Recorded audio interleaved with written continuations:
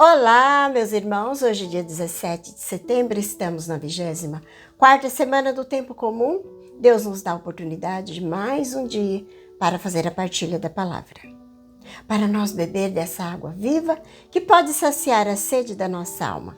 Para que você possa beber e também levar para as outras pessoas. Partilhando, ativando as notificações, dando like, enviando para os seus contatos. O evangelho de hoje está em São Lucas 7, do 31 até o 35. Já pedimos que a Santíssima Trindade, Pai, Filho e Espírito Santo, que já se faz presente no meio de nós, venha abrir o nosso coração para bem acolher a palavra de Deus. Rezemos pedindo que o Espírito Santo venha em nosso auxílio. Venha, Espírito Santo, iluminar meu coração para que eu possa ver as coisas que são de Deus.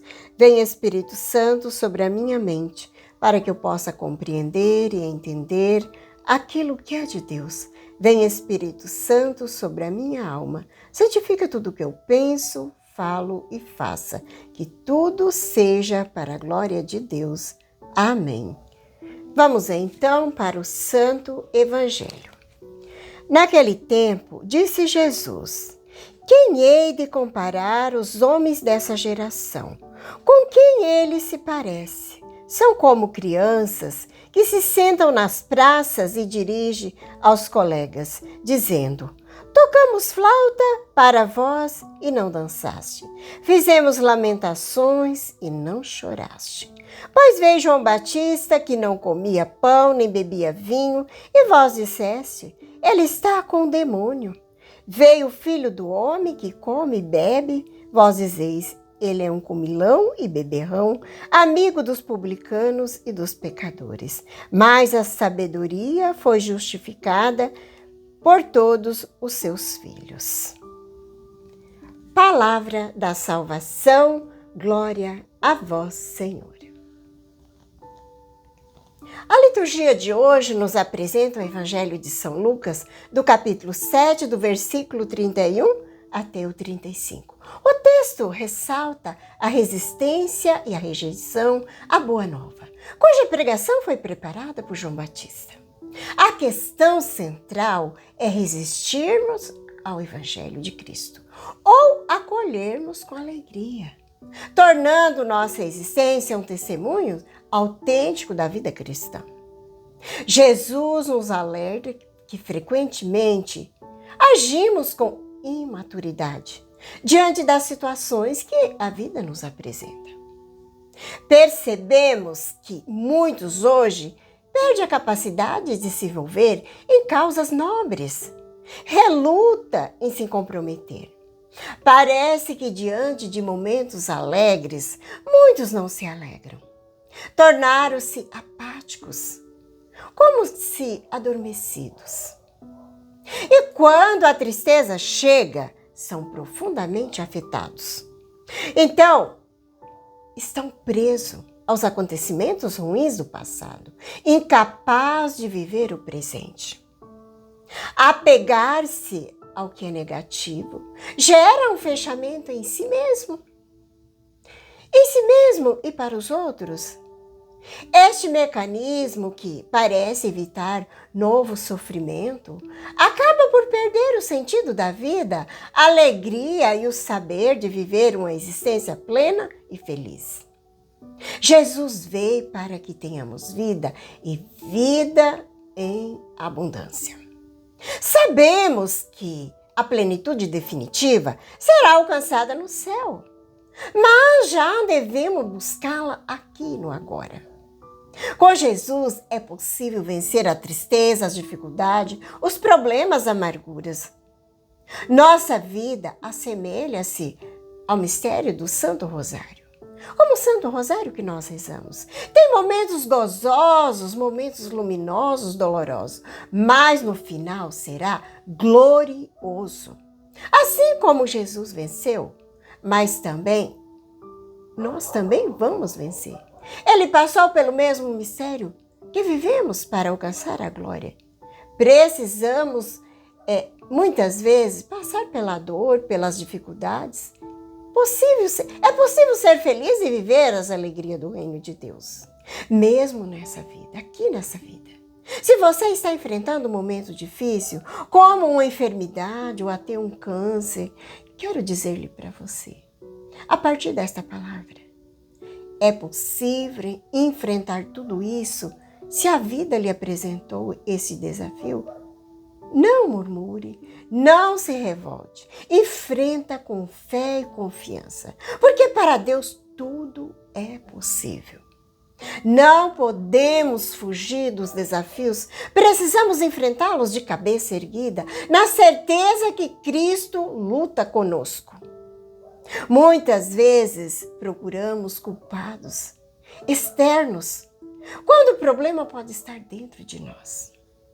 Precisamos resolver nossos conflitos interiores, seja na família, no trabalho, na comunidade. Não podemos viver na indiferença. Temos que enfrentar os problemas com coragem e maturidade. Porque a vida exige isso de nós. Precisamos amadurecer a cada dia. Jesus hoje nos chama ao amadurecimento. Ele nos convida a agir como pessoas adultas e não como crianças diante dos desafios da vida. Não podemos nos esquivar dos problemas, criticando de longe ou falando mal. A palavra que Jesus nos dirige é uma exortação para crescer e amadurecer. Por isso, rezemos e peçamos ao Senhor que colocar em nosso coração a alegria, a paz, a gratidão e mostre o caminho da vida que preparaste para cada um de nós. Dai-nos a graça de romper com toda a indiferença, com os hábitos que nos infantilizam. Abrir nosso coração para acolher a vossa vontade em nossas vidas. Se for para chorar, que choremos com os que choram. Se for para sorrir, que sorrimos com os que se alegram. Que tenhamos um coração agradecido pelo dom da vida e pela vossa presença em todas as circunstâncias. Tristeza, alegria, em toda circunstância. Porque no Senhor nós somos mais do que vencedor. Que nós possamos superar nossas infantilidade e amadurecer espiritualmente a cada dia. Hoje eu quero trazer uma história que ilustra perfeitamente esse trecho do Evangelho. Uma crítica profunda. Aquele que, por preconceito ou má vontade, encontra motivo para rejeitar a mensagem de Deus. Não importa a forma como ela se apresenta. João Batista era um homem que vivia a austeridade e ele foi rejeitado. Jesus era próximo dos pecadores e também foi rejeitado. A geração criticada por Jesus, como criança caprichosa que não quer nem brincar de festa e nem de funeral. Um santo que ilustra perfeitamente essa passagem do Evangelho de São Lucas, do capítulo 7, do versículo 35, vai dizer: mas a sabedoria foi justificada por todos os seus filhos. São Francisco de Assis, essa história de São Francisco de Assis é a sabedoria justificada por suas obras.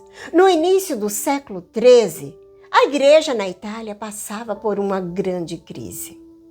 Havia um abismo entre o clero, entre os ricos e os poderosos e os povos simples e pobres.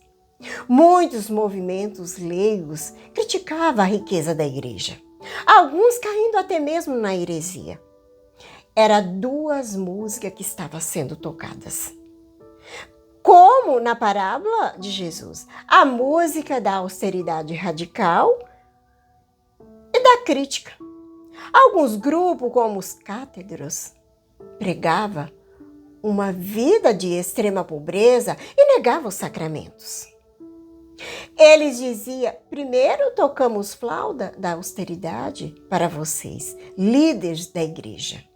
E vocês não dançaram? Não mudaram? Segundo, eles diziam, tocamos a música dos status, que era a hierarquia da igreja.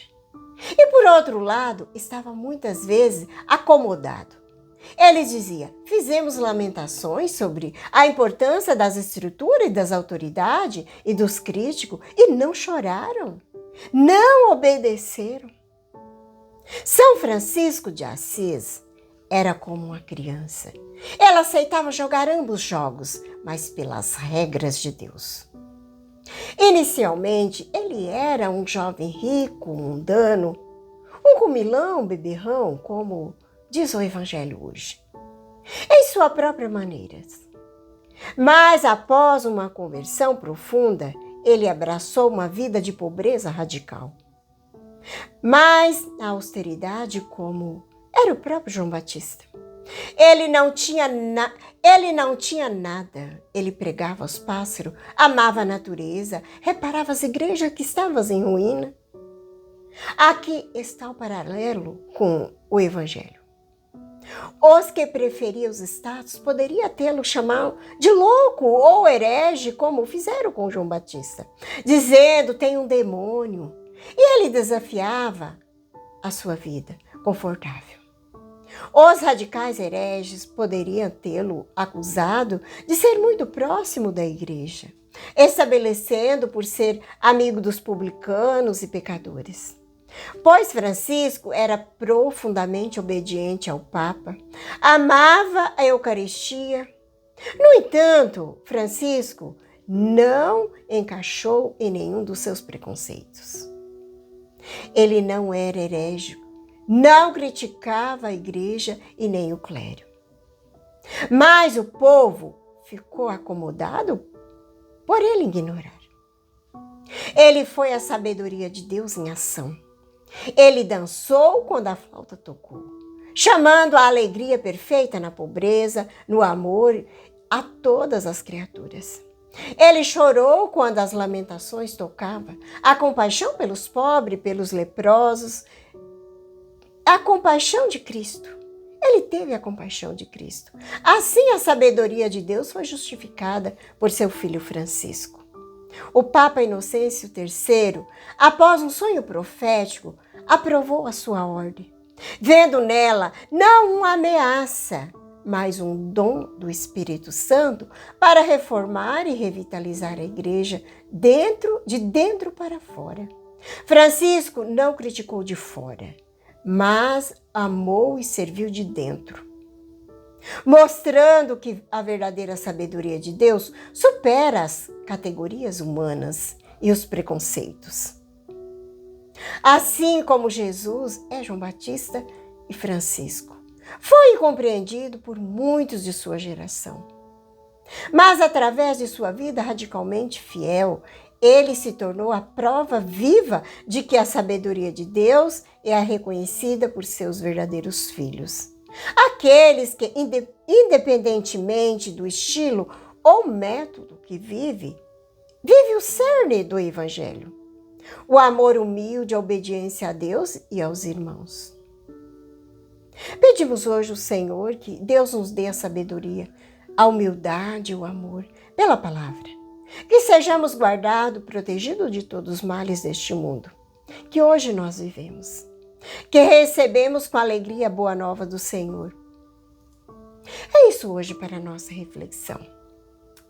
Obrigado pela tua companhia. Não esqueça de compartilhar, curtir e enviar essa mensagem para seus grupos de contatos. Que você tenha um abençoado dia. Que a paz de Jesus, o amor de Maria esteja no teu coração. Que Deus Todo-Poderoso nos abençoe. Em nome do Pai, do Filho e do Espírito Santo. Amém.